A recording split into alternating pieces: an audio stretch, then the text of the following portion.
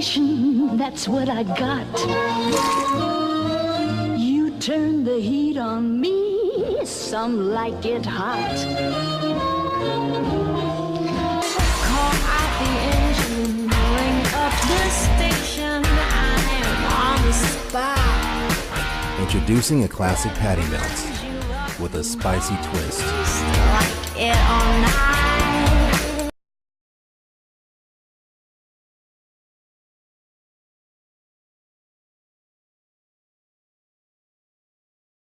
So my name is Jerry Croft. I'm a professor, psych prof in California, and this talk is about propaganda. And I would like the psychology of propaganda. And I'd like you to look at a set of photographs. This is from the 50s. And just store your emotional reactions. What are your emotional reactions to what you see? Why we have the youngest customers in the business. Nothing does it like 7-Up. Coca-Cola was not to be outdone. For a better start in life, start cola earlier. How soon is too soon? And here's Santa Claus urging you to give cigarettes, Lucky Strikes, to your friends for Christmas. And there's a doctor who, in the small print, it says he works hard and you can trust him. And more doctors smoke Camels than any other cigarette. That's pretty close to a recommendation, isn't it? And don't worry, darling, you didn't burn the beer. At least you can drink Schlitz when your wife can't even cook. Oh, and down at the bottom, you mean a woman can open up a bottle of ketchup? Wow, how did they get so smart? So you think that in the past, oh my God, people were living in a trance. They were brainwashed. I mean, here you're giving poisons to your friends for Christmas. Doctors are recommending that you ingest something in your lungs that causes lung cancer. Women are demeaned. There's no sense of emancipation of women at all. It's and they're giving sugar water. This has over 10 teaspoons of sugar to a little 4-month-old baby. And you think, my God, those people were crazy. Well, the purpose of today's talk is a controversial idea that we are just as much in a trance and hypnotized by the media as the generation of our parents and grandparents who watched those Mad Men commercials. Things are not any better for us. We are not more liberated and more aware of the world. We're just as much victimized by it. So this talk comes from a book I wrote called Duped: Delusion, Denial, and the End of the American Dream. Now, all the references for this talk are in that book, so I'm not going to give you references here. But let's talk about some statistics about our current lives. Kids spend currently 45 hours per week in screen time. That means TV, internet, Facebook, Twitter, Instagram. That's a lot of time. The average American now spends 9 hours per day using the media. 50% of American children from 8 to 18 report that the TV is on in their home constantly. So we are really glued to. Some people say outside of sleep, work, that's the majority of what we do, screen time. We're glued to our screens. So the question is, are we getting dumber? For example, over 90% of fourth graders could not identify a photograph of Abraham Lincoln. Not too impressive. 75% of 17-year-olds could not identify who was the head of Germany in World War II. 30% of high school students did not know how long it took the Earth to orbit the sun. Half of U.S. fourth graders did not know the meaning of the word puzzle. So you can say, well, the media is really dumbing people down and we're getting less and less educated. But I'd like to give you a contrary position. Okay, 75%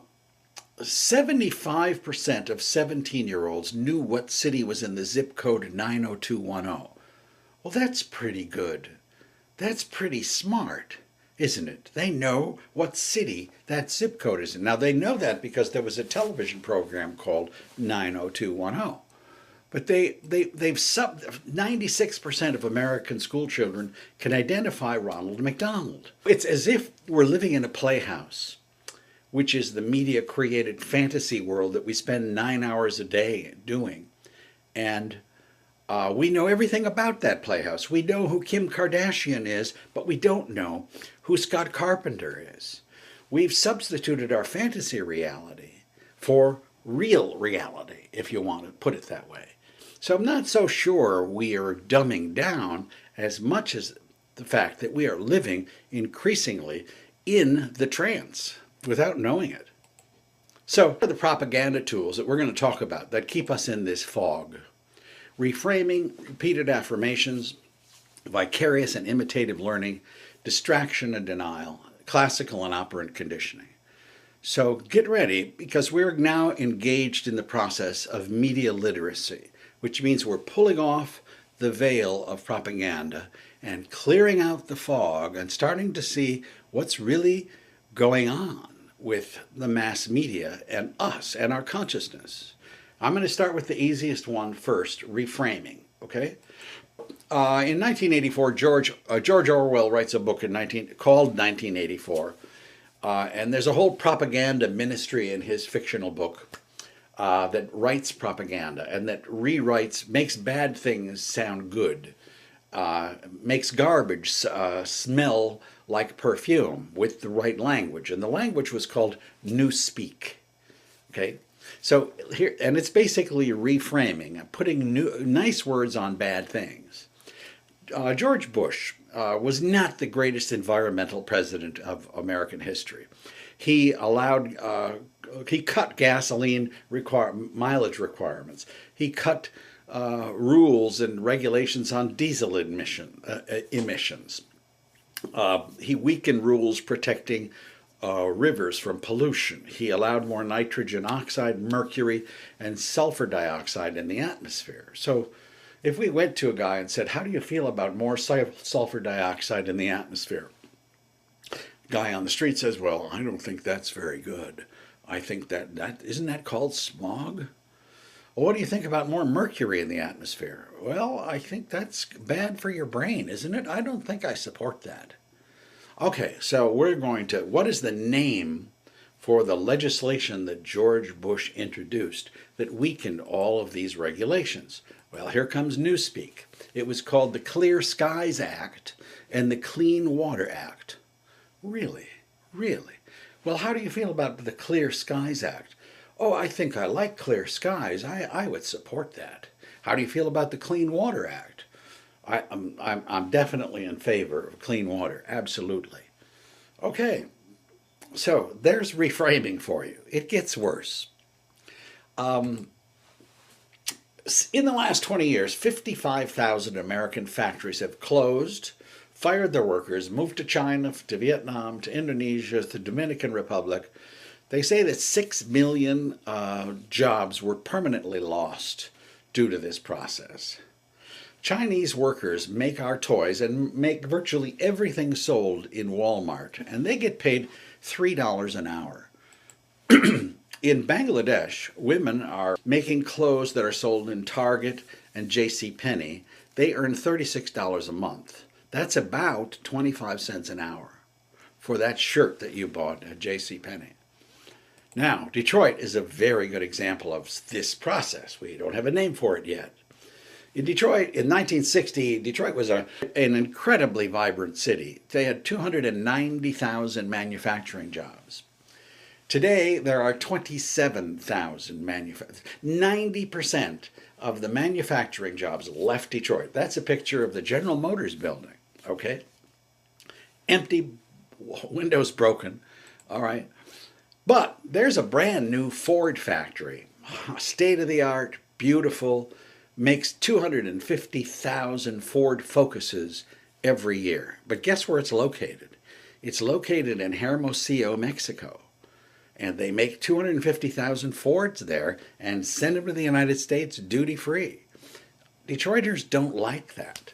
The average wage paid to those workers in that factory is $3 an hour. Now, I ask audiences, oh, how many of you have ever worked for $3 an hour? Most everybody doesn't even raise their hand. Senior citizens will say, I once worked for $3 an hour in the 1950s. Well, this is 2013, and that's where Fords are made today. And the result is, it's not that General Motors was making gas guzzlers. It's partly true, but 90% of Detroit's good jobs left. And Detroit closed 50% of its schools, okay? It currently is in bankruptcy. That's a picture of a great, famous Detroit movie theater. Frank Sinatra played there once. So what do you call this? Detroiters don't like what happened, okay? But this is the name given for this process. It's called globalization, and it's called free trade. So what do you think about globalization? Oh, I think I like globalization. That sounds modern. That sounds international. I think I support globalization. How do you feel about free trade? Oh, I'm in favor of free trade. I like anything that's free, you know. I think that's a good thing. And so, bad things are made to sound sweet and nice with reframing. Here's a little video on this subject. Put it, euphemistic language that conceals reality. Poor people used to live in slums. Now the economically disadvantaged occupy substandard housing in the inner cities. And they're broke. They're broke. They don't have a negative cash flow position. They're broke. And today, America's love affair with semantics has given birth to a new phrase to describe the rich. Job creators in America basically are on strike. Increasing taxes on job creators. This administration and this president, policies are hostile to job creators. Instead of just saying the wealthy who make over $250,000 a year, if you say job creator, then you say, well, we can't raise their taxes. They're the ones who create jobs. When in reality, when their taxes were higher under Bill Clinton, 3 times as many jobs were created. The propensity to add softer terms to the English lexicon has surged over the decades, particularly when it comes to military-related language. Damaging euphemisms, like when instead of saying innocent civilians were killed, in a drone strike, you say there was collateral damage. Collateral damage, which to me is the worst expression. No, it's innocent men, women, and children were killed. And the collateral damage sounds like a real estate transaction. Allied soldiers shooting each other has become known as Friendly fire. kidnapping, and transferring a terrorist suspect is called Extraordinary rendition. and the torture America's war prisoners might endure is referred to as Enhanced interrogation. Now we're going to start propaganda technique number 2. And this sort of builds on itself, but I want to warn you about something. The purpose of propaganda is ultimately to make you feel better about something, about garbage, about killing, about whatever. So as we take off the veils of propaganda and become more media literate, we're starting to look at things that are a little harder to look at. This is really not an entertaining lecture. We're no pain, no gain here. As we become more conscious of the propaganda in our lives, we have to confront things that propaganda protects us from. Propaganda is kind of like a bandage, and we're pulling that bandage off, so fasten your seatbelts. So, repeated affirmations is essentially this. I'm going to try to tell you that 2 + 2 is 5, and how am I going to convince you of that? Well, let's say I got Stephen Hawking to talk in his way, in a muffled tone, about the new mathematics, which allows 2 + 2 to be 5. And then I got a Nobel Prize winner who said, yes, there are conditions under which 2 + 2 could be 5. And then another speaker and another speaker. And pretty soon it's repeated so much that you start to believe that maybe 2 + 2 is 5 or could be 5. That's what repeated affirmations is. Say the lie over and over again with authority figures, and it starts to be believed. Here's Joseph Goebbels, the propaganda minister of Nazi Germany. Propaganda must therefore always be essential and repetitious. It must confine itself to a few points and repeat them over and over. Okay, thank you, Mr. Goebbels. Now, George Bush said almost exactly the same thing. See, in my line of work, you got to keep repeating things over and over and over to kind of catapult the propaganda. Well, that's exactly what happened with Iraq. But before we talk about Iraq, I need to introduce a psychological term, a delusion. So imagine there's a guy who has a cat, and he sees that his cat went over to his neighbor's house, and the neighbor is feeding his cat. He doesn't like that. He doesn't like his neighbor feeding the cat. He doesn't say anything, but it really makes him mad. And he thinks the neighbor is poisoning his cat. So after a couple months of this, his cat dies, and he is very, very upset. And he believes that that guy, a delusion, by the way, is a false theory about the world, a false idea. Okay, so he, like George Bush, wants to have this cat inspected for weapons of mass destruction. And he sends the cat off to a toxicologist for an autopsy. And it comes back the cat died of natural causes. Sorry, no poisons, no toxins, no weapons of mass destruction. Then he's not satisfied. He goes for another autopsy and another inspection. The same result, nothing, sorry, no toxins. And he's still not happy, still doesn't believe it. And he finally gets himself so worked up, he walks over to the neighbor's house, confronts him, shoots him, and kills him. Okay? So that's a hypothetical example of a person who is mentally ill, who is suffering from a delusion. Okay? Now, we have that under our belt. So let's now talk about repeated affirmations and the delusions that we had about Iraq. We had two major delusions. First delusion, first false idea, was that Saddam Hussein orchestrated or had some role in the 9/11 attacks on the World Trade Center and the Pentagon. And the second delusion was that Saddam Hussein was developing nuclear weapons. Now, let's not talk about the second because we know that that's false, okay? But we'll talk about the first. The first lie is that Saddam Hussein had a connection with those 9/11 hijackers. Mohammed Atta, the Saudi kingpin of the 9/11 attacks, secretly met with an Iraqi intelligence official in Prague on April 9th, 2001. Oh, yes, he did. And that's the connecting point between 9/11 and Saddam Hussein and Iraq and why we had to invade them.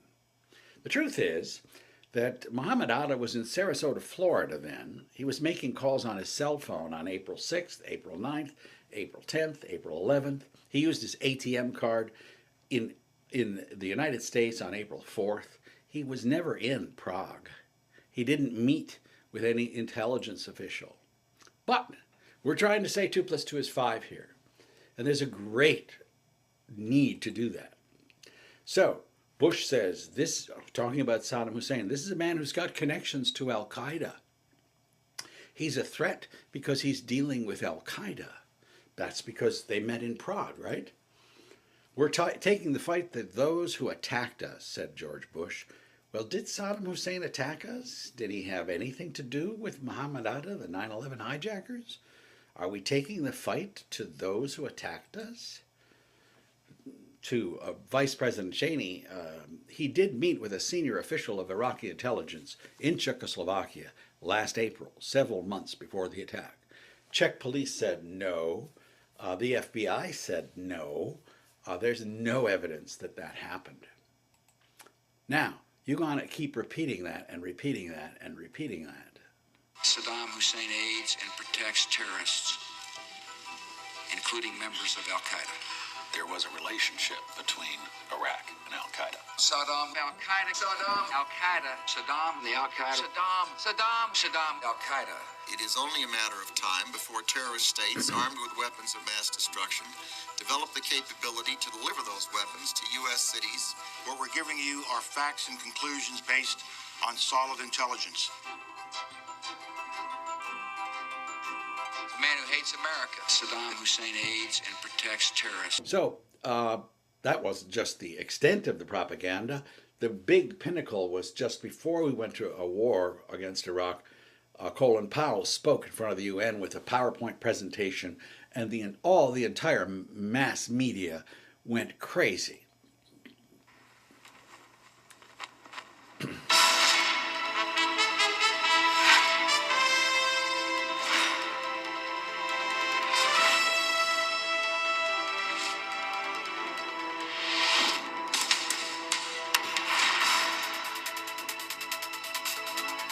first of all, it should be noted that Colin Powell's speech to the United Nations was theater, a masterful theater, effective theater at the time. Here's a man who has tremendous credibility, who presents himself to the Security Council, to the American people, to the international public, and stares the camera in the eye and says he knows Iraq has weapons of mass destruction. So, Powell, by the way, to this day says that was the lowest point in his political and military career, the moment that he is most embarrassed about. Okay, he feels that he was conned by the CIA and by the Bush administration.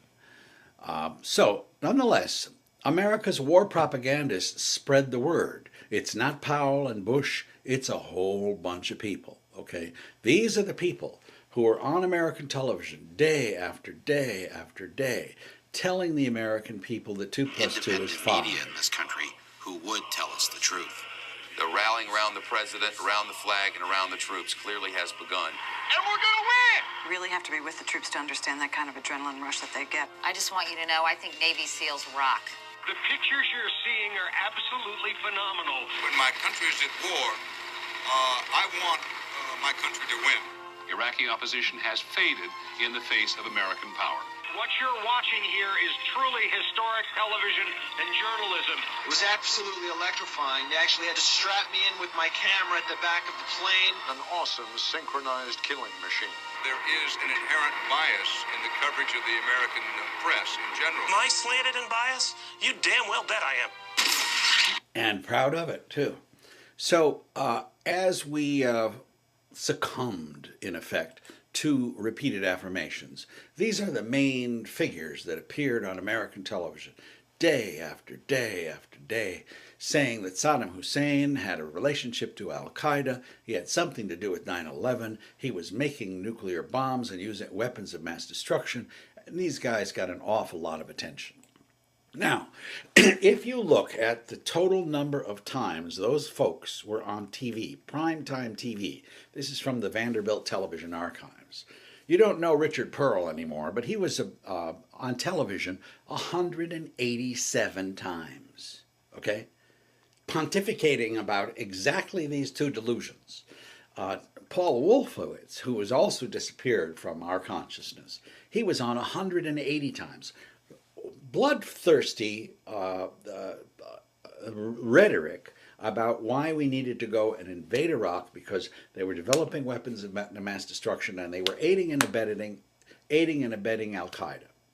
Now, there were two doves who hardly got any attention at all. One was Scott Ritter. He was an inspector, and he said, there are no weapons of mass destruction, guys.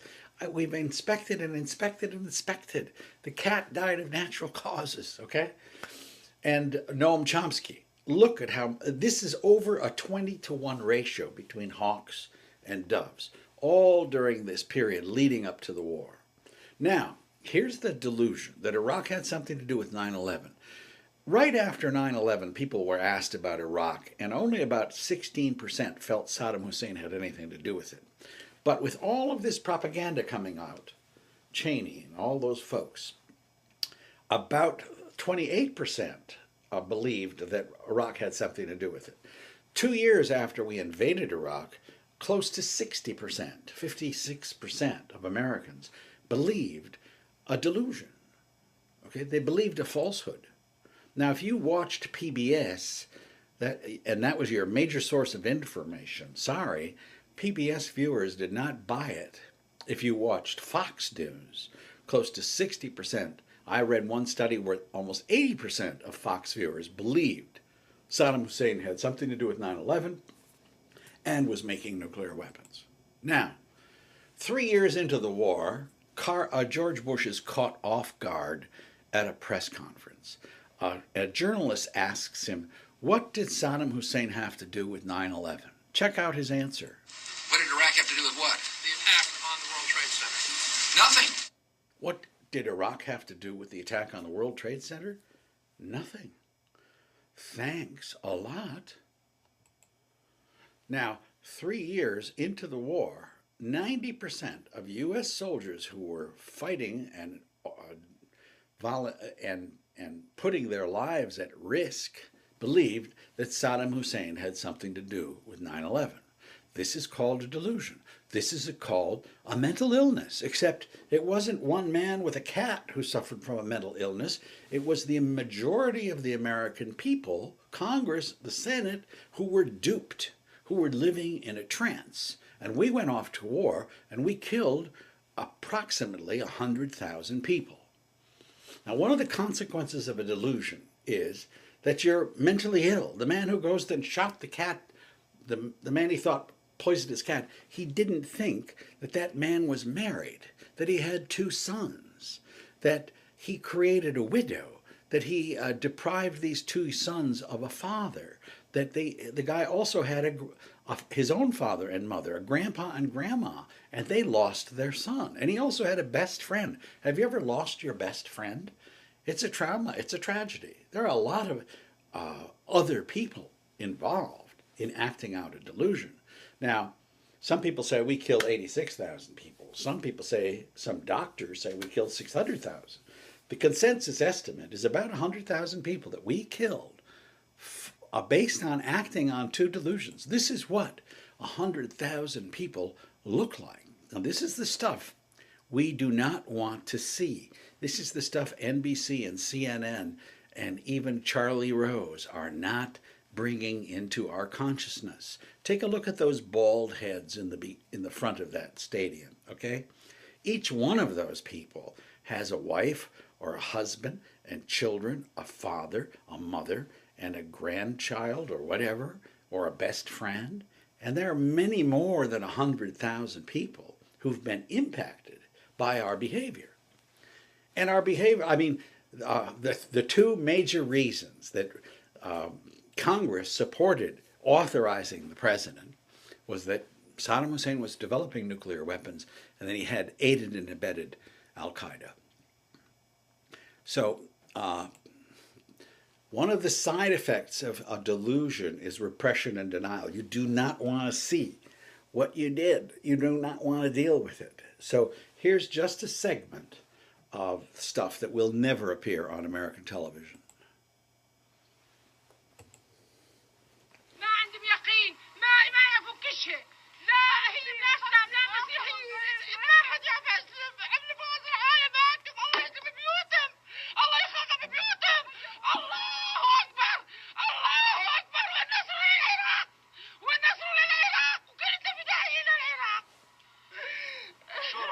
يضربوا المدنيين يعني؟ ايه مدنيين هي كله هذا بيت عمنا كله مدنيين لك عسكريين كله مدنيين يضربون من الله ينتقم منهم حسبي الله ونعم الوكيل حسبي الله ونعم الوكيل 5 جنازات من جنازات فقط بيت يا الله يا الله يا الله يا الله الله انتقم منهم الله خلحقنا منهم وينك الله وينك الله. So there are 100,000 stories like that simply do not get into our consciousness, and so we remain kind of immune from having to deal with the consequences of our collective behavior. Okay, I told you this isn't going to be entertaining, but I'll try to make it a little more entertaining if I can. Propaganda technique number 3. We're going to a whole different system now of another way that it gets into your brain. It's called vicarious and imitative learning. So here's social psychology. They do an experiment where they have a group of people sitting in a room, but one person is kind of a confederate, and he's doing nose pulling. Okay, he's doing that a lot. And he's also bouncing his foot up and down like that. Well, if they videotape these people in the room, and they notice that more and more people are doing this too. They're unconsciously copying this behavior. It's imitative learning. Okay, there's another study that shows mirror neurons and sewing. If I am sewing something, and you do an MRI or a PET scan of my brain, certain areas of the brain light up when I'm sewing. All right? Now, if you see a movie of a person sewing, You're not sewing. You're watching a movie of a person sewing. Similar areas of your brain light up as if you were sewing. You're going through a neurological copycat kind of event. So we're wired for imitative learning. It's also called vicarious learning. Now, behaviorists have learned a number of things about it. If you see a person, if you're a little boy and you're 10, and you see another boy on television who's 10, and he's helping a lady across the street, and then she gives him some candy, then you have a tendency to help little ladies across the street. You tend to copy good behavior if that behavior is reinforced. We've known about that for 40 years, okay? The same thing is happening with negative behavior. If you see a little boy, you identify with him, and you're 10 and he's 10, and he kicks a dog, and he doesn't pay any consequences. In fact, he giggles and has fun doing it. Then you tend to copy that behavior as well. If the behavior is reinforced, whether it's positive or negative, the behavior tends to get copied and imitated. So that's a law of psychology. Now take a look at The Cosby Show. It runs from 1985, 1992. Wins every sort of award. Cosby is a doctor. His wife is a lawyer. All of his kids are college bound. They study hard. They avoid drugs. They listen to their parents. It's a very, very funny show. Okay? Martin Luther King's widow, Coretta King, said that The Cosby Show, the Huxtables, was the most positive portrayal of an African-American family in the history of American television. Bill Cosby has a PhD in real life, and he knows what he's doing, and he wanted to create a positive role model. And guess what? People in the African-American community paid attention, started to apply to college. All sorts of positive things seemed to be coming from The Cosby Show. Sidney Poitier made over 35 movies. He never once played the role of a pimp, a crook, a criminal, a hood. Never. He had plenty of opportunities to make lots of money playing bad people. And he said, no, I want to be a positive role model. My name is Mr. Tibbs, he said.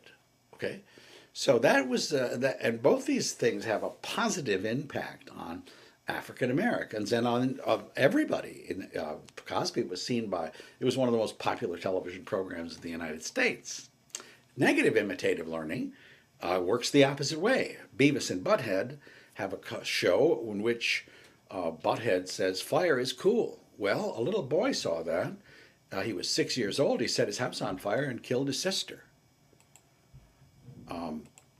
Here's a show called Gone in 60 Seconds. To steal your car.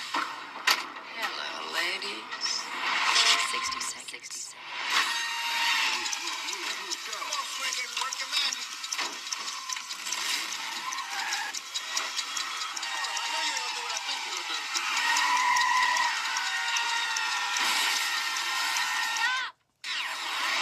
So that movie came out, very thrilling. When it opened in Canada, in Barnaby, Canada, actual car theft increased 60% on the following weekend after that movie opened. Nicolas Cage not only gets the car, he gets Angelina Jolie. So the behavior is reinforced. And that's very, very important in behavioral language. So here's an example of sexual behavior. Today, on primetime television, network family viewing hours, 70% of all shows in 2005 had sexual content. That was up from 56% in 1998. Among the top 20 most watched shows by teens, 70% included some kind of sexual content, and nearly half included sexual behavior. Now, do you remember Friends? Friends started, and so did Bill and Grace. Will and Grace. Those programs started as adult situation comedies that appeared originally after family viewing hours, about 10 o'clock at night. But then they got reruns, and then the shows were canceled, and then they were picked up, and you could watch Friends at 4 o'clock in the afternoon. And Will and Grace too. So these shows depict a great deal of sexual behavior. Here's a scene from Friends. Now imagine this scene not being watched by adults, but by a 9-year-old kid at 4 o'clock in the afternoon. I think I'm sick. Really? I feel terrible. Will you please rub this on my chest? No. You are not getting me this way. God, I really need your help here. No. Fine, I'll rub it on myself. Okay.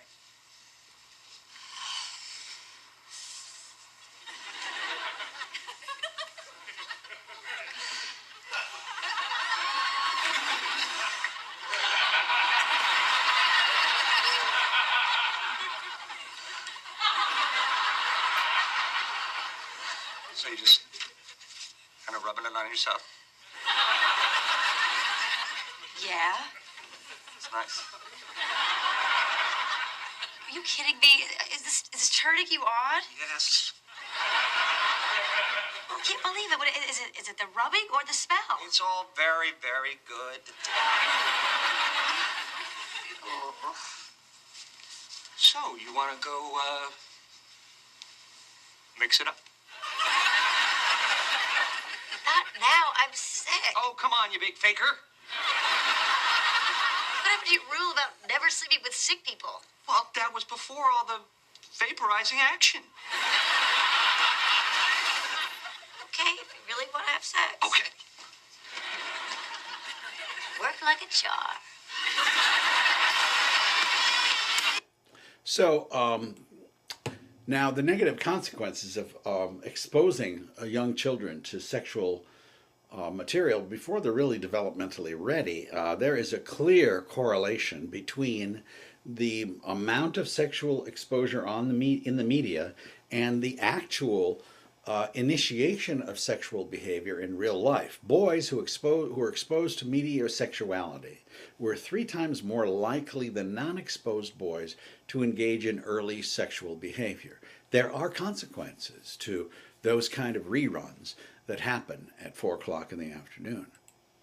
Now, it gets much more serious. If you remember Columbine, these are high school boys, Klebold and Harris, who went into their school and shot up all of the bullies. They killed, I don't know, it was the largest high school massacre in American history up to that time. They killed a teacher, wounded other people, and then shot themselves. And if you look at it from the point of view of media influence on their behavior, it's just amazing. For example, they liked Marilyn Manson's music. They liked to play the video game Doom.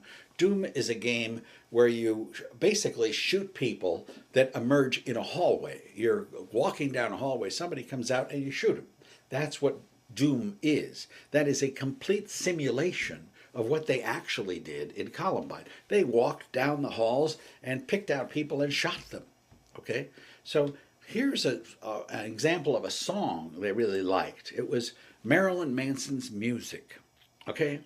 Now, hold on. Before you take a look at this, let's say, because Klebold and Harris didn't like being harassed by bullies, okay? Now, let's say you're a school counselor and you go to provide a workshop on bullying. So you try to talk to, how many of you people, I ask, were bullied in junior high school, elementary school? And I would say easily half of the audience raises their hand, okay? So how do you deal with bullying? Well, you can have certain coping skills you can develop. You can go and talk to your school counselor confidentially. You can cope with it a number of specific ways, all right? You can develop positive coping techniques. There are a system of things that you can do. Now, then there's the record industry. David Geffen supports Marilyn Manson. Marilyn Manson's music is supposed to be sold only to adults. But why would an adult buy a song called Lunchbox? Adults don't carry lunchboxes. Kids do. So here's Marilyn Manson's solution to bullying. I'm not going to swear because I don't want this to be taken off YouTube. The big bully tried to stick his finger in my chest, tried to tell me he's the best, but I don't really give a good da-da, because I got my lunchbox, and I'm armed real well. Next, blah, blah, blah, gonna get my medal, pow, pow, pow. How do you solve the problem of bullying? You take your father's handgun to school, and you shoot them. That's how you do it. Oh, that sells. That sells to 12-year-olds who are going through the 6th grade and feeling bullied. They kind of like this music. So here is a movie that was made in 1995 about Leonardo DiCaprio is fed up with his school, and he comes in to shoot the bullies. And by the way, Klebold and Harris watched this movie. Okay, it was 4 years before. This was another simulation, a media simulation of Columbine. Now, watch this movie carefully. Watch for the reinforcers. He's shooting people, but other people are high-fiving him and cheering him on. That's the reinforcer. Check this out.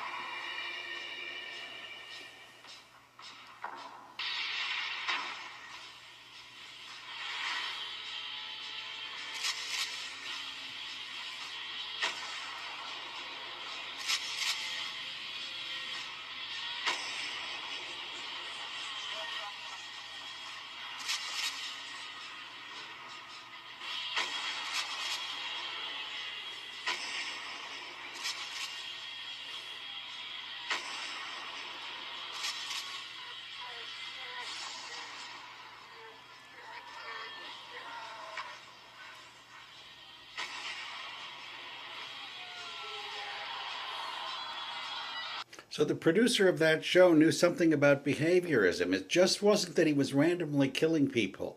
He was killing bullies, and the people who supported him are very evident as the reinforcer, the high-fiver. That's important.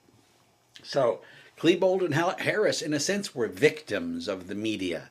Victims of doom, victims of Basketball Diaries, victims of Marilyn Manson, and completely unprepared to deal with the media onslaught that elicited their behavior. Now we're going to talk about another subject, which is a toughie, hip-hop and imitative learning. Hip-hop has really proliferated in our society. It affects our fashions, it affects our values, and I want to talk a little bit about the early racist literature in the United States. In 1900, people wrote terrible things about black people. Charles Smith was a writer, a racist writer, and said that black males are terrifying predators who target helpless victims, and white women, and they're brutal and merciless and psychopathic and insatiate. D.W. Griffith made a movie called The Birth of a Nation, which is another racist movie. So we think, God, those days are over. American racism is over. Most white people feel that we've really made progress. We have a black president after all. Those are the days of the past. Well, Patricia Rose is a professor, an African-American professor in New England, and she used to like hip-hop. She said hip-hop, like Public Enemy, was really powerful, grassroots, political, artistic, not to be ignored. But hip-hop scared white people. It was too scary for them. And she says, this is, now what I'm giving you here is kind of the essence of what Patricia Rose says about hip-hop, and it is not very nice. So get yourselves ready, especially if you like hip-hop. She says, something happened to hip-hop around 1996. What's that? Nobody even knows about that. Well, big conglomerates started to buy up all these hip-hop labels. Def Jam Records, okay? There were 40 hip-hop labels that just got gobbled up by 4 major musical conglomerates, okay? And they said, let's increase the sex and violence, let's increase the obscenity, and let's decrease that political stuff and that artistic stuff. We want to make money, okay? We're not interested in that. So there are still some political groups and some artistic hip-hop groups, but that's not where the money is. the money, follow the money, and you follow Jay-Z, and you follow 50 Cent. Here's 50 Cent. Take a look at this image of a black male. I mean, he looks scary. He's pointing a gun at you. He looks like a inner city thug, right? He very closely resembles the racist caricatures of black males 100 years ago, predators. And here's his song, Keep Thinking I'm Candy Till Your Skull Get Popped and your brain jump out the top like a jack-in-the-box. In the hood, summertime is the killing season. It's hot out this, bub. That's a good enough reason. What's he saying? Well, he's saying this. He's talking to his girlfriend, and he says, you know, the kind of person I am, I'm kind of irritable. And if you think I'm your boyfriend, you know, you better watch it because I just might take out a gun and blow your head off because it's summertime. And summertime is the season for killing. You know, like duck hunting and deer. I kill people in the summer. I get irritable and I do that. Just letting you know. Now, would you like to dance to that idea? That's hip hop after 1996. Okay? Here's a Lil Wayne. Notice this is like an infomercial. This is not the Cosby Show. This is a guy who is going to Las Vegas, who is surrounded by women, surrounded by good luck, doesn't have to study hard in college, is absolutely enjoying himself. Drugs, gambling, promiscuity, fun, glitter, something definitely to copy. This influences. This is like the opposite of the Huxtables. Okay? This is a guy who's definitely being reinforced, but he's not working for it. It's just coming to him. It is a matter of luck. Okay? Lil Wayne is big time and having a good time out of it. So think of this as an infomercial for a black male growing up, or even a white male growing up in American society. It does influence, it does affect and impact behavior. Now, if you look at the lyrics, I'm going to just take a few. Thief. When it's time to eat a meal, I rob and steal. Okay, well that means that you're a thief. Misogynist. On the silly games played by the women, only happy if I'm going up in them. Okay. Drug addict. Love to pump crack, love to stay strapped. So the lyrics of modern hip-hop money-making songs underscore the following meta themes about black males in the United States: obscene, pimp, thief, misogynist, sociopath, violent, drug addict, promiscuous. This is the meta meaning of what is being portrayed in these lyrics. Now, we've all been taught that this is the language of the inner city, but Patricia Rose says it's not the language of the inner city. It's the language of the businessman who took over the hip-hop industry in 1996.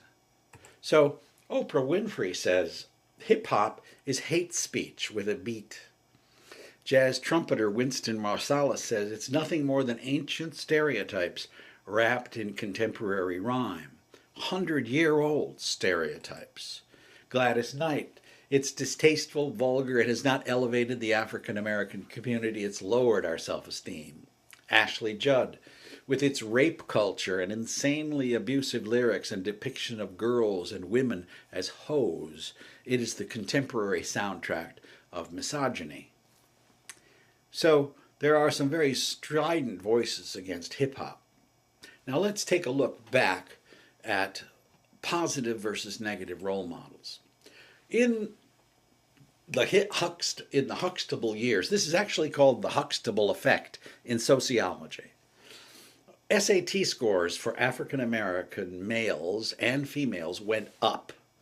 In 1990, 75% of black males graduated from high school.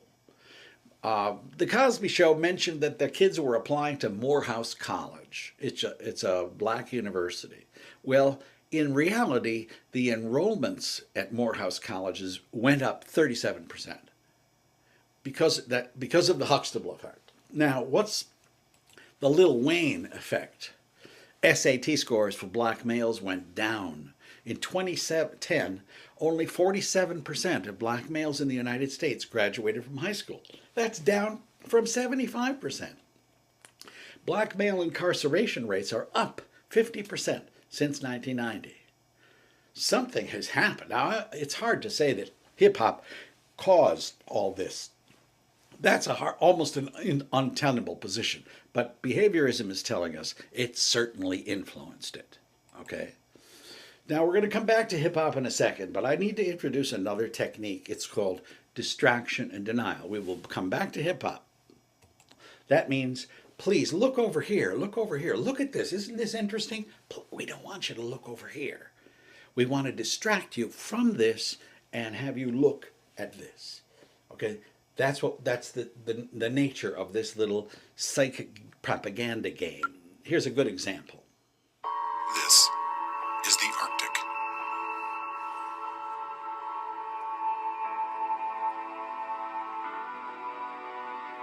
Join Coca-Cola and World Wildlife Fund to help protect it, so the polar bear always has a place to call home. To donate and help create a safe refuge for the polar bear, look for white Coke cans and caps. Now, isn't that wonderful? Isn't that nice that Coca-Cola has a new can that you can buy, and when you buy a Coke, you're contributing to saving the polar bear. My God, thank you for being so green. What a progressive distraction. Over here, take a look. What's being denied here? Coca-Cola is a gross polluter. Coca-Cola produces 25 million plastic bottles per day, more than 10 billion per year. A plastic bottle is discarded, goes into landfills, and takes between 450 to 750 years to decompose. Okay? That little plastic Coke bottle that you have has a 90% probability of surviving for the next 500 years in a junkyard, in a pit. Okay? Even after repeated pleas, Coca-Cola only recycles about 10% of its plastic bottles. Really? Now, one 12-ounce can of Coke, it contains 10 teaspoons of sugar.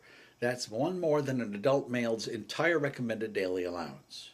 Drinking one 12-ounce can of Coke raises your diabetes per day, raises your diabetes rate 15%. Drinking one 12-ounce can of Coke per day for a year will put 18 pounds on you.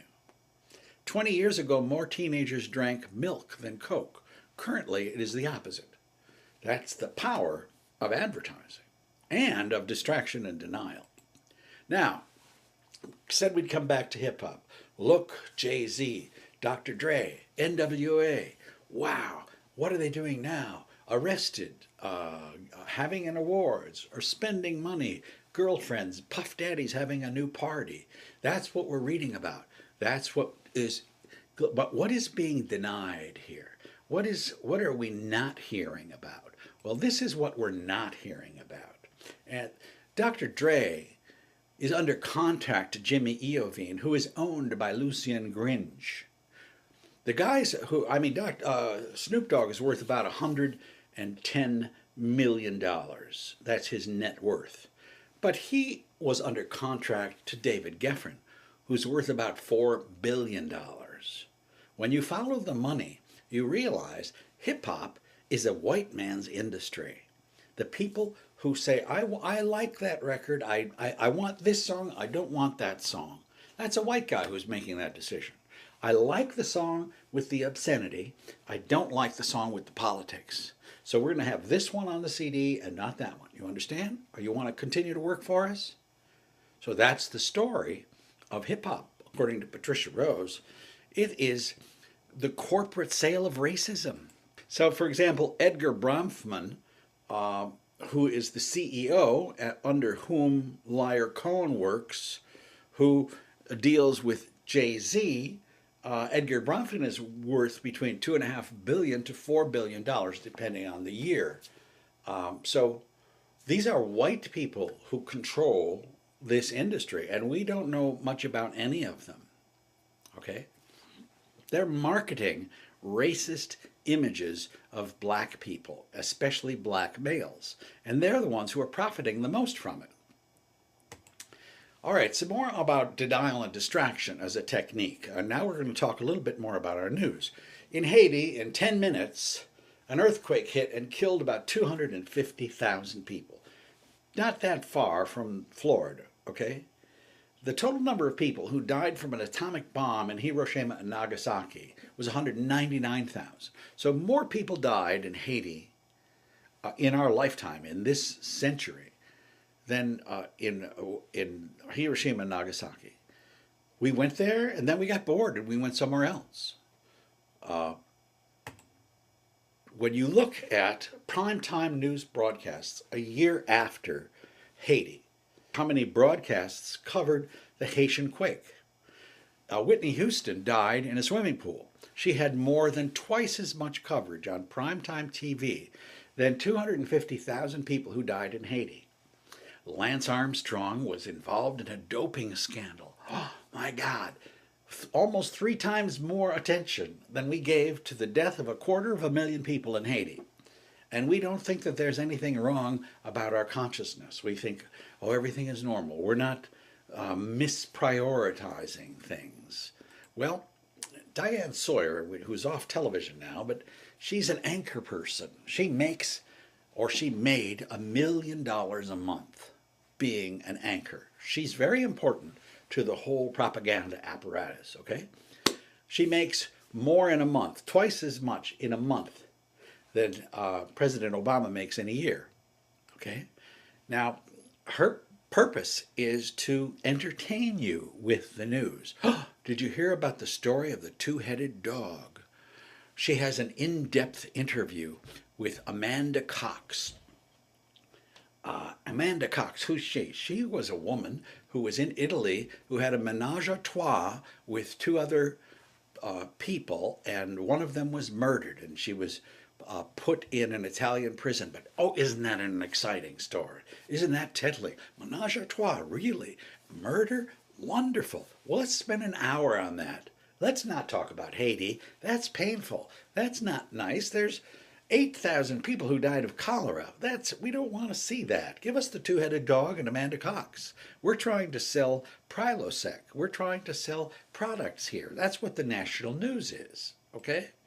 So 3 years after the Haiti quake, there are 378,000 Haitians who are still living in tents. Our Wolf Blitzer is not covering that story, okay? He's busy trying to entertain us. Amanda Cox, Lance Armstrong, Whitney Houston, two-headed dogs, Miley Cyrus, did you see her new hairdo? That's what goes on in the national news, not reality. And we continue to live in our fantasy bubble without being aware of just how much it's got a hold on us. Now, I want to talk to you about McDonald's for a second. McDonald's is the largest owner of playgrounds in the United States. They own 8,000 playgrounds. Why? Well, they've done research, and they learned that tastes are formed between the age of 4 and 8.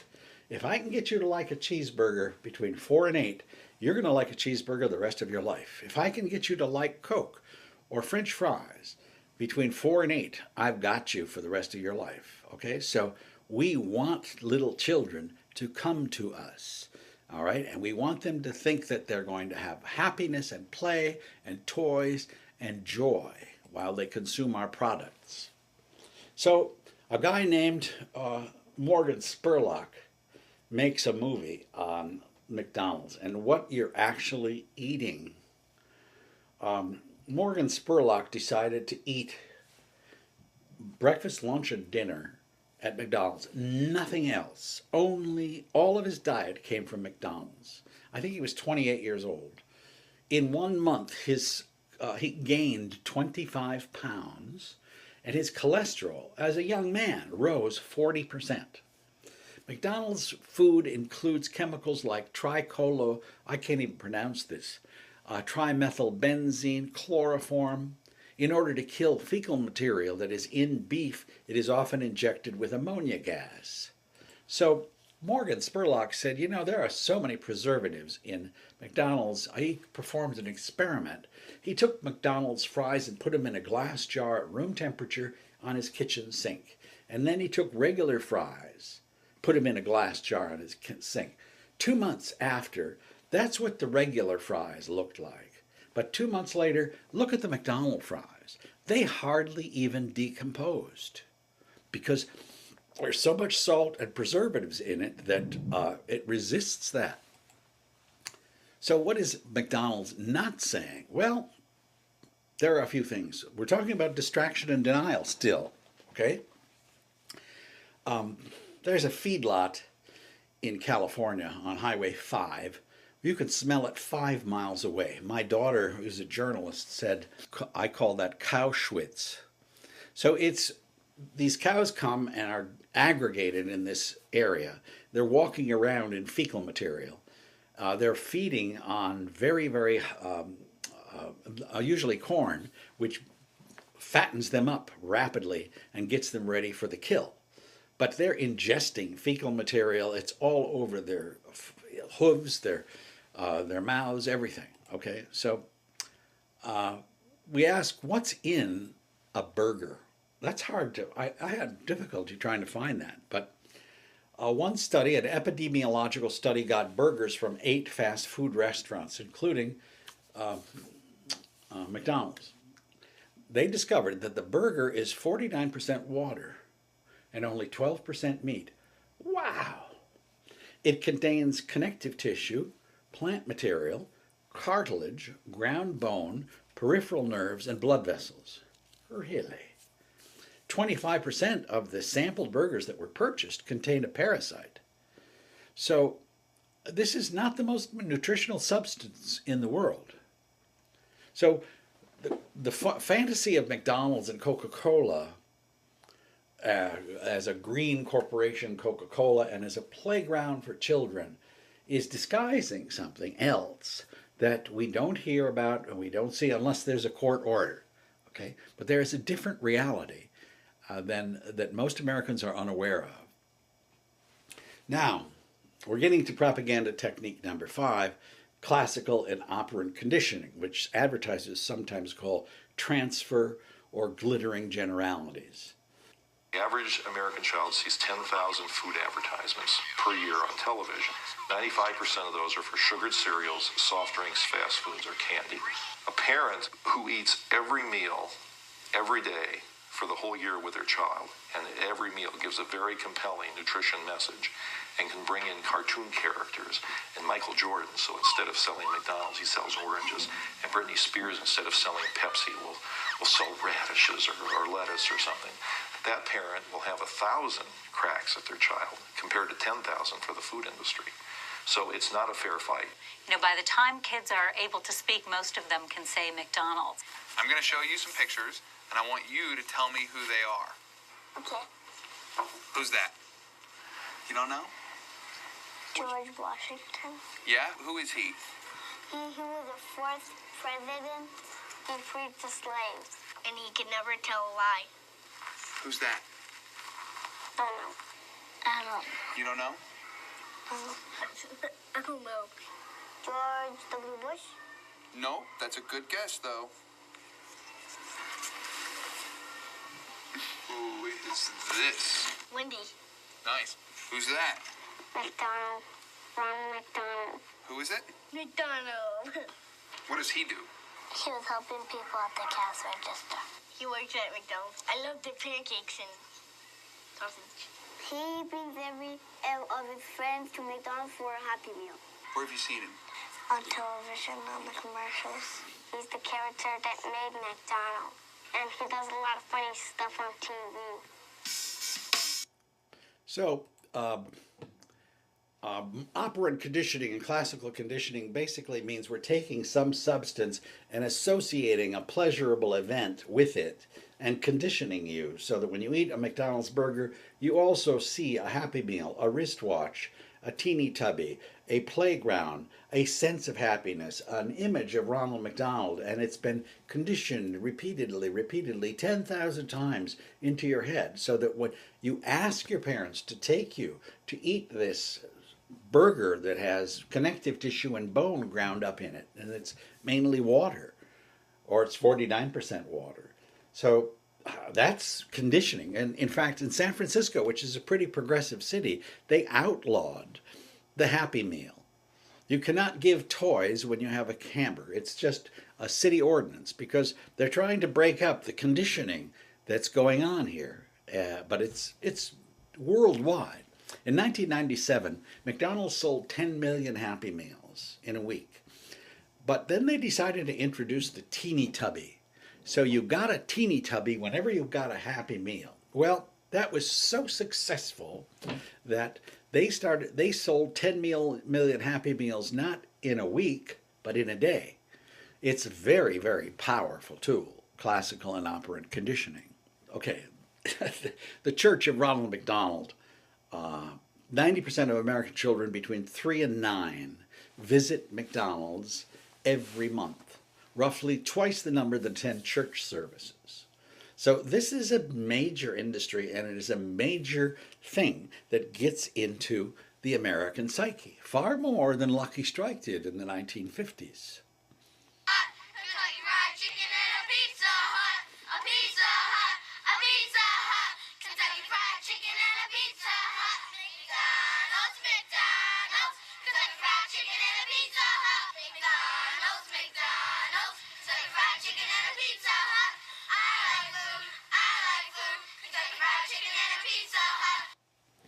All right.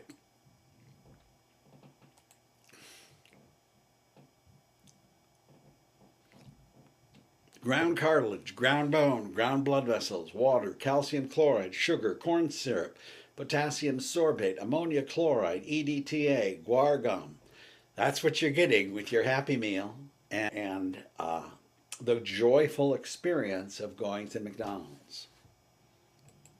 So the conclusions of this little talk are that the media, the mass media, is very much inside our brain, okay? Disney, News Corp, Time Warner, Viacom,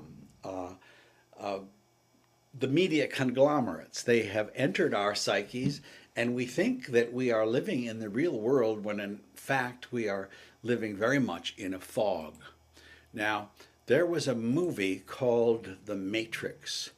A guy named Morpheus is talking to Neo. Neo lives in a world that's very white and happy and orderly, and yet he's a computer programmer. He's very smart, and he's thinking, there's something wrong here. And he heard about a thing called the Matrix, but he doesn't quite know what it is. But then he learns that there's a figure named Morpheus. Morpheus is going to explain that Neo lives in a hallucination. He lives in a world controlled by the Matrix, by the media, that makes him feel that it's Kim Kardashian, it's Ronald McDonald. That's the world that he lives in, but he thinks that maybe this is not the real world. So here's Morpheus, who represents dark underworld. Morpheus's position is, sorry, the world is not as pretty as you think. Let me tell you why you're here. You're here because you know something. What you know you can't explain, but you feel it.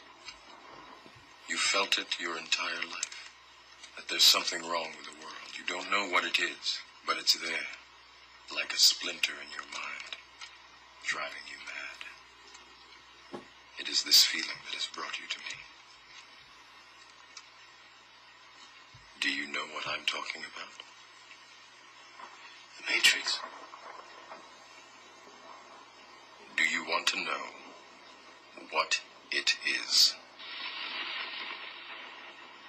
The Matrix is everywhere. It is all around us. Even now, in this very room.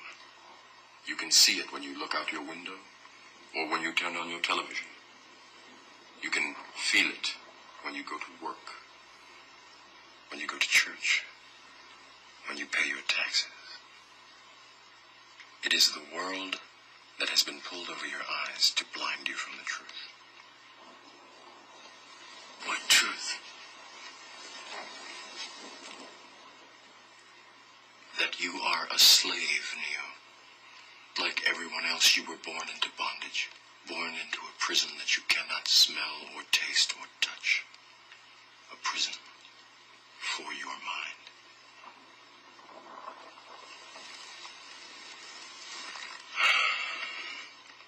Unfortunately, no one can be told what the Matrix is.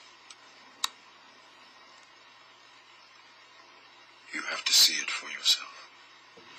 So that's what we've been doing. We've been seeing the Matrix for itself. And we looked at these techniques that disguise the truth, that bandage us, that distract us from what is really going on in the world. It's led us in this century to go off and kill 100,000 people. It has affected our diet. It has affected the health of our children. It is affecting how we, what kind of music we listen to. And when we see our television, it's there to entertain us. All right, we're not talking about the real world. We're talking about the hallucinatory world of the Matrix. Whitney Houston. Did you hear the story about Paula Deen? Oh my God. Did she say something or didn't she? And Ariel Castro kidnapped those girls and held them in bondage. And Jessica Simpson's pregnancy, that's what is happening around the water cooler. That's what makes that's Neo's world, okay? That's the world. We're Neo, and we live in this world. And Diane Sawyer is the master of ceremonies at $1 million a month, saying, here's another one for you. Amanda Cox. Have you heard that story? Now, Martin Luther King and Malcolm X gave their lives for something. They worked very hard to get people to say the word Negro instead of the N-word. They tried to elevate the position of black Americans so that they would not be humiliated and degraded. Okay? Now, in 2013, we've got Jay-Z, Snoop Dogg, 50 Cent, Akon, and we think we're listening to them, they're portraying their world, and yet what we don't see is that the people who have them under contract, who are marketing their songs, who are advertising, getting the venues, having the concerts, marketing the CDs, developing the cover songs, developing the cover for the CDs. Those people are far richer, and except maybe for Barry Weiss, and they're the ones who are running this show. Take an example of Kanye West. He wrote a song, and I'm not going to even say this because I don't want YouTube to censor it, but that song is a very, very popular song, okay? And if you read the lyrics, take a moment to read the lyrics.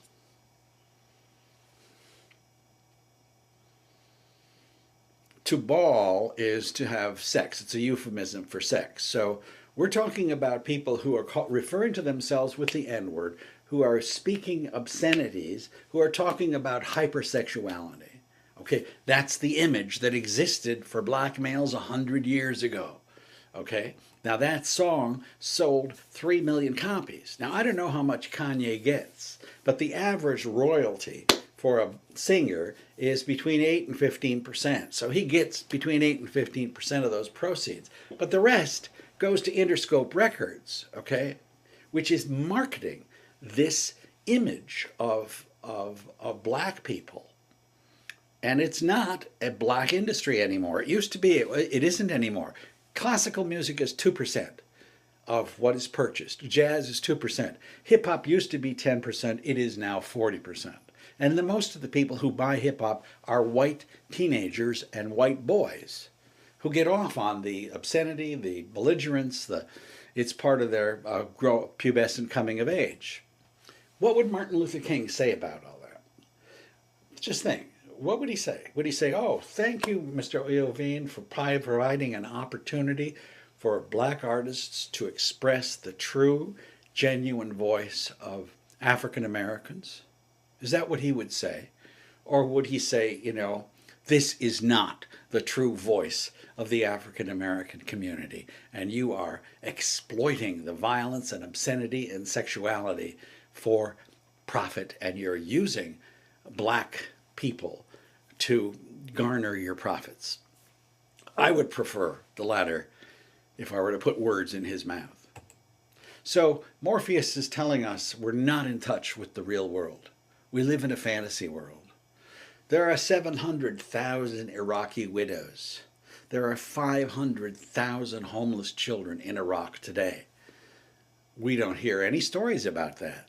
That's a kind of painful reality. And we didn't cause all of those widows to be widows, but we caused a lot of them to be widows. Part of the world we don't see. 1 in 7 people on Earth does not have electricity. Really? I'd like to see a couple programs on that. 1 in 6 people on Earth lives in a slum. Boy, that's a big number. That's more than 1 billion people.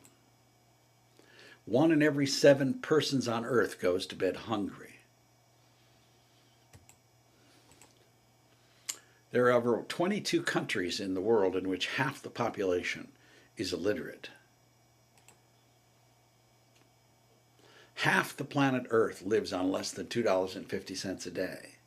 And we're not in touch with this reality very much. It's kind of like the movie Elysium, where we live on our little protected island of orbiting Earth, and the rest of the Earth is doing its thing. I don't know if you saw that Matt Damon movie, but it's kind of like that. So, the Matrix, to Morpheus, it is the world that has been pulled over our eyes to blind us from the truth. Yeah, so I want to thank you for listening to this lecture.